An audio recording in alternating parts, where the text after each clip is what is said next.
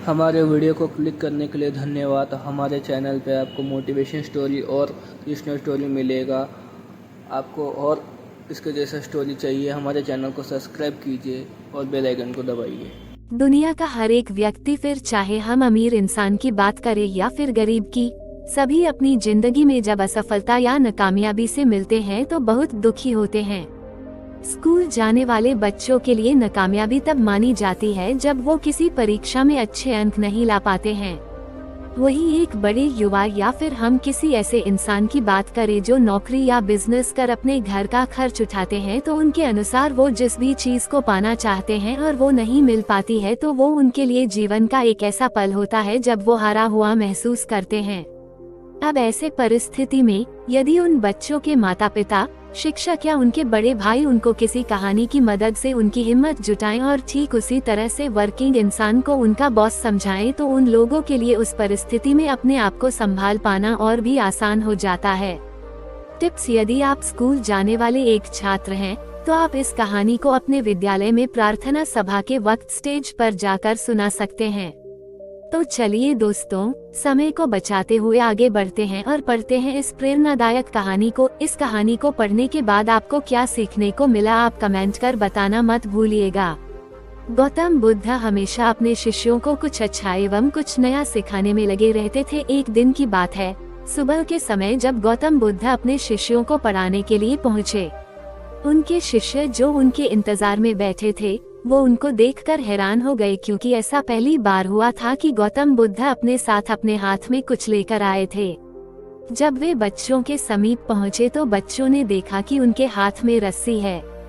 गौतम बुद्ध ने बिना कुछ कहे ही अपना आसन ग्रहण किया और फिर उस रस्सी में गिट्ट लगाने लग गए। वहां उपस्थित उनके शिष्य ये सोच रहे थे कि गौतम बुद्ध ऐसा क्यों कर रहे हैं और उनका अगला स्टेप क्या होने वाला है। तभी गौतम बुद्ध ने अपने शिष्यों से एक प्रश्न किया, मैंने इस रस्सी में 3 गांठ लगा दी है। अब मैं आपसे ये जानना चाहता हूँ कि क्या यह अब भी वही रस्सी है जो गीठ लगाने से पूर्व थी या फिर अब बदलाव आ गया है। वहाँ उपस्थित उनके शिष्यों में से एक शिष्य ने उत्तर दिया कि गुरुजी, इसका उत्तर देना थोड़ा कठिन है। ये वास्तव में हमारे उस रस्सी को देखने के तरीके पर निर्भर करता है। एक दृष्टिकोण से देखे तो यह अब भी वही रस्सी है जो गीठ लगाने से पूर्व थी, लेकिन वही अगर हम इसे दूसरे तरीके से देखें तो अब इस रस्सी में 3 गीठ पड़ चुकी है जो कि पहले नहीं थी। अतः हम ये बोल सकते हैं कि इसमें बदलाव आया है, पर यह भी ध्यान देने वाली बात है कि बाहर से देखने में भले ये बदली हुई प्रतीत होती हो, परंतु अंदर से तो यह अब भी वही है जो पहले थी। इसका बुनियादी स्वरूप परिवर्तित है, सत्य है। ये कहकर गौतम बुद्ध ने बोला, अब मैं इन गांठ को खोल देता हूँ, और फिर वह रस्सी के दोनों सिरों को पकड़कर एक दूसरे से दूर खींचने लगे। फिर कुछ समय बाद गौतम बुद्ध ने फिर से सवाल किया, क्या मेरे ऐसे प्रयास करने से इस रस्सी में लगी गांठ खुल जाएगी? तभी एक शिष्य ने जवाब दिया, नहीं नहीं, ऐसा करने से तो ये गांठें और भी कस जाएंगी और फिर इन्हें खोलना और भी मुश्किल हो जाएगा। गौतम बुद्ध ने बोला, ठीक है, और एक आखिरी प्रश्न, इन गांठ को खोलने के लिए हमें क्या करना होगा? एक शिष्य ने जवाब दिया, इसके लिए तो हमें इन गांठ को ध्यानपूर्वक देखना होगा कि यह गांठ किस तरह से लगाई गई है, और फिर हमें उसको धीरे धीरे प्रयास करके खोलना होगा। उस जवाब को सुनते ही गौतम बुद्ध ने कहा, मैं यही तो सुनना चाहता था।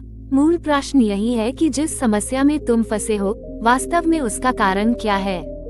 बिना कारण जाने निवारण करना मुश्किल है। मैं देखता हूँ कि कई लोग बिना कारण जाने ही निवारण करना चाहते हैं।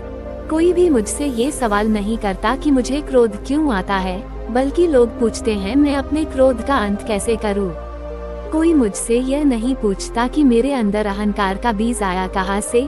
लोग हमेशा मुझसे पूछते हैं मैं अपना अहंकार खत्म कैसे करूँ।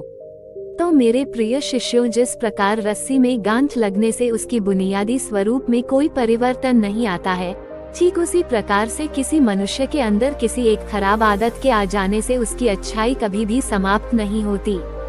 जिस प्रकार हम इस रस्सी में लगी गांठ को खोल सकते हैं, ठीक उसी प्रकार से हम अपनी जिंदगी की समस्या का भी हल निकाल सकते हैं।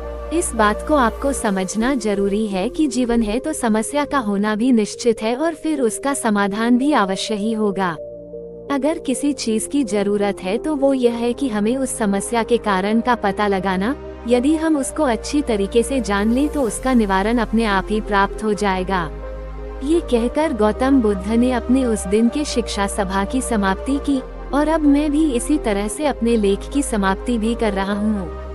यदि इस लेख से जुड़ी कोई समस्या है तो आप बेझिझक होकर कमेंट या मेल करके सवाल कीजिए, मैं जल्द से जल्द आपको उत्तर दूंगा।